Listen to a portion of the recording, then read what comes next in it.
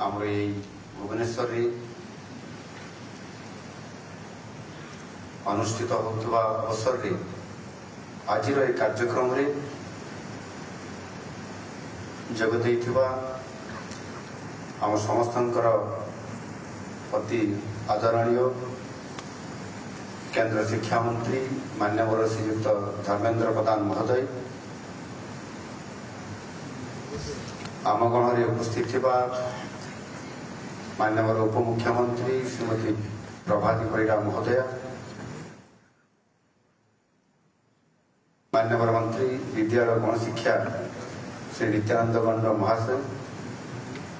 मान्यवर मंत्री उच्च शिक्षा क्रीड़ा और युव व्यापार ओडिया भाषा साहित्य और संस्कृति श्रीयुक्त सूरज सूर्यवंशी महोदय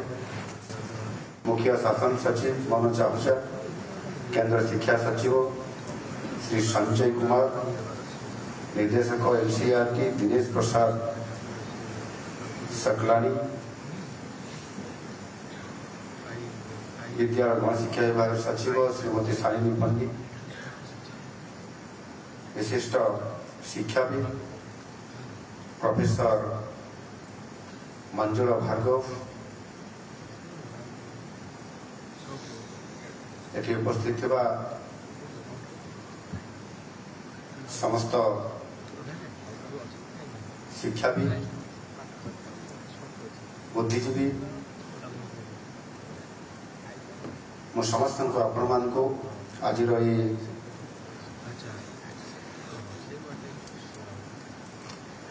जातीय कर्मशाला शुभ अवसर रे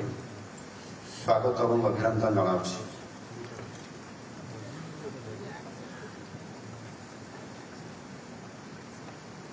500 वर्ष पूर्व जड़े महान दार्शनिक कही नॉलेज इज पावर अर्थात शिक्षा होची शक्ति से भाव में आम उपनिषद बहुत समय रे अनेक शिक्षा उपरे अनेक नैरेटिव अच्छी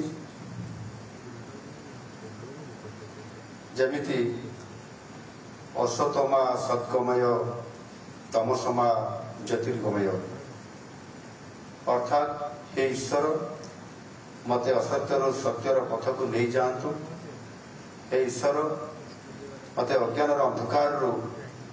बाहर कर ज्ञान प्रकाश आड़ को नहीं जातु। ये भारतीय सभ्यता शिक्षा को अत्यंत गुरुत्व दि जाऊला तेणु कहीं केते जुगरु विद्या लाभ पाई गुरुकुलर स्वतंत्र भाव में आम शिक्षा व्यवस्था रे स्वतंत्रता रखा जाइथिला जो कि विद्यार्थी माने ब्रह्मचर्य पालन सहित गुरु कुटीर रे रही विद्या लाभ करुथिले एपरिकी सकल भंडार सकल ज्ञानर भंडार प्रभु श्रीकृष्ण मध्य महर्षि संदीपनी आश्रम रही से शिक्षा प्राप्त करते। आज आम जिते बड़े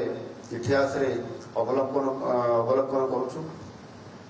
नालंदा एवं वर्तमान पाकिस्तान सिंध प्रदेश रे थिबा तक्षशाला प्राचीन भारतर उच्च शिक्षार मुख्य साक्षी भाव छिड़ा एवं से विषय अनेक समय आम अध्ययन कर जान पार्टी जदियो आज यार भग्नावशेष अच्छी किंतु यह शिक्षार उपादेयता विषय आम समस्त को अवगत कराऊँगी केवल प्राचीन भारत में नुहे समग्र विश्व विद्यार्थी माने ज्ञान आहरण करने भारत को छुटी आसुले।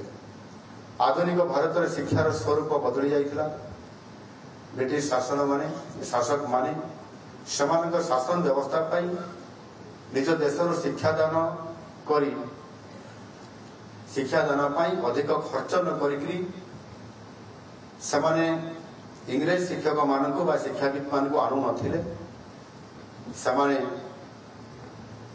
आम भारत वर्षर ही जो किसी शिक्षक तैयारी करते कम दरमा व्यवस्था करी ସେମାନଙ୍କୁ କେବଳ ଶିକ୍ଷା କେମିତି ପ୍ରଦାନ କରିବେ ତାହା ଉପରେ ଫୋକସ୍ କରୁଥିଲେ, କିନ୍ତୁ ସେମାନଙ୍କୁ ଗୁଣାତ୍ମକ ଜ୍ଞାନ ପ୍ରଦାନ କରିବାର ବ୍ୟବସ୍ଥା ସେମାନେ କରୁନଥିଲେ। ଆଉ ସେଥିପାଇଁ ମଧ୍ୟ ଯେଉଁ ଇଂରେଜ ସରକାର ଶାସନ ସମୟରେ ଯେତେବେଳେ ଶିକ୍ଷାର ବ୍ୟବସ୍ଥାକୁ ପ୍ରଥମେ ଇଂରେଜମାନଙ୍କର ଶାସନ ସମୟରେ ଇଂରେଜମାନେ ଲାଗୁ କରାଇଥିଲେ, ବିଶେଷ କରିକି ଲର୍ଡ ମ୍ୟାକଲେ ଯିଏକି ଶିକ୍ଷା ବ୍ୟବସ୍ଥା ଭାରତରେ ପ୍ରୟୋଗ କରିଥିଲେ, ସେ ନିଜର ଯେଉଁ ପିତାଙ୍କୁ ଚିଠି ଲେଖିଥିଲେ, ସେ ଚିଠିରେ ସ୍ୱତନ୍ତ୍ରତା ସେ ଦେଇଥିଲେ ଯେ ଭାରତର ସଂସ୍କୃତି, ଐତିହ୍ୟ, ପରମ୍ପରା, ସାହିତ୍ୟ ଏତେ ଶକ୍ତିଶାଳୀ ଯେ ଆମେ ବେଶୀ ଦିନ ଆଉ ଏ ଭାରତରେ ଭାରତୀୟମାନଙ୍କୁ ଶାସନ କରିପାରିବା ନାହିଁ। ତାକୁ ଯଦି ବେଶୀ ଦିନ ଆମେ ପରାଧୀନ କରି ରଖିବା ତାହେଲେ ତାଙ୍କର ମାନସିକ ସ୍ତରରେ ଆମେ ପରିବର୍ତ୍ତନ କରିବା ସହିତ ତାଙ୍କର ଆର୍ଥିକ ମାନସିକ ଶିକ୍ଷା କ୍ଷେତ୍ରରେ ଆମେ ଯଦି ପରିବର୍ତ୍ତନ କରିଦେବା ତାହେଲେ ବହୁତ ଲମ୍ବା ସମୟ ପର୍ଯ୍ୟନ୍ତ ଆମ ସଂସ୍କୃତିକୁ, ଆମ ବିଚାରଧାରାକୁ ନେଇକରି ଆମେ ଭାରତବର୍ଷରେ ପ୍ରୟୋଗ କରିପାରିବା ଏବଂ ତାକୁ ଲାଗୁ କରିପାରିବା। ଆଉ ସେଥିପାଇଁ ସେ କିଛି ମାନସ ସନ୍ତାନ ତିଆରି କରିବା ପାଇଁ ଯାଇ ଇଂରାଜୀ ଶିକ୍ଷା ବ୍ୟବସ୍ଥାରେ ମଧ୍ୟ କରାଇଥିଲେ, ଯାହାକି ତାଙ୍କର ସମ୍ପୂର୍ଣ୍ଣ ଭାବରେ ଏକ ଉଦ୍ଦେଶ୍ୟ ପ୍ରଣୋଦିତ ଭାବରେ ସେ ତାର ବିଚକ୍ଷଣତାକୁ ନେଇକରି ସେ ଏହାକୁ ପ୍ରୟୋଗ କରିଥିଲେ। ସେ କହିଥିଲେ, ଚିଠିରେ ଲେଖିଥିଲେ, ଲୋକମାନଙ୍କର ଏପରି ଗୋଟିଏ ବର୍ଗ ନିର୍ମିତ ହେଉ ଯିଏ ଶରୀରରୁ ଦେଖିବାକୁ ଭାରତୀୟ ହେଇଥିବେ କିନ୍ତୁ ମନ, ରୁଚି, ବିଚାର ଏବଂ ବୁଦ୍ଧିରେ ସେ ଇଂରାଜୀ ହେଇଥିବେ। ଆଉ ସେହି କାରଣରୁ ସ୍ୱାଧୀନତା ହେଲା ପରେ ମଧ୍ୟ ଦୁର୍ଭାଗ୍ୟବଶତଃ ସେ ରାଜନୈତିକ ଇଚ୍ଛାଶକ୍ତିର ଅଭାବ କାରଣ ହେଉ କିମ୍ବା ଦୂରଦୃଷ୍ଟିର ଅଭାବ ହେଉ, ଏ କାରଣରୁ 7 ଦଶନ୍ଧି ଧରି ବ୍ରିଟିଶ ସମୟର ଶିକ୍ଷା ବ୍ୟବସ୍ଥାକୁ ଆଜି ପର୍ଯ୍ୟନ୍ତ କୁହାଯାଇପାରେ। ଆଜି ତ ଆମେ ନୂଆ ଜାତୀୟ ଶିକ୍ଷାନୀତି ମାନନୀୟ ଯଶସ୍ୱୀ ପ୍ରଧାନମନ୍ତ୍ରୀ ନରେନ୍ଦ୍ର ମୋଦିଜୀଙ୍କର ଏ ଭାରତବର୍ଷରେ ତାଙ୍କର ଶାସନର ଦାୟିତ୍ୱ ନେବା କାରଣରୁ ଆଜି ଗୋଟେ ପରିବର୍ତ୍ତନ ହେବା ପାଇଁ ଯାଉଛି ବା ଏବେ ହେଇଛି। କିନ୍ତୁ ସେତେବେଳେ ଯେଉଁ ଶିକ୍ଷା ବ୍ୟବସ୍ଥା ଥିଲା ସ୍ୱାଧୀନତା ପରବର୍ତ୍ତୀର 7 ଦଶନ୍ଧି ମଧ୍ୟରେ ମଧ୍ୟ କେବଳ ଚାକିରି କେନ୍ଦ୍ରିକ ଏହି ବ୍ୟବସ୍ଥା କେବଳ ରଖାଯାଇଥିଲା, ଯେଉଁଥିରେ କି ଗୁଣାତ୍ମକ ମାନର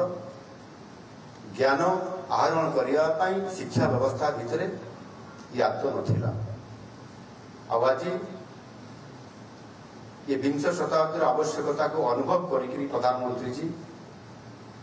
ଶିକ୍ଷା କ୍ଷେତ୍ରରେ ବ୍ୟାପକ ଭାବରେ ପରିବର୍ତ୍ତନ ଆଜି ଆଣିଛନ୍ତି। ଆଉ ସେଥିପାଇଁ ଛାତ୍ର ଏବଂ ଯୁବଶକ୍ତିର ଦକ୍ଷତା ବୃଦ୍ଧି ପାଇଁ ଏ ନୂଆ ଶିକ୍ଷାନୀତି ନିଶ୍ଚିତ ଭାବରେ ଆଗାମୀ ଦିନରେ ଓଡ଼ିଶାକୁ ଏକ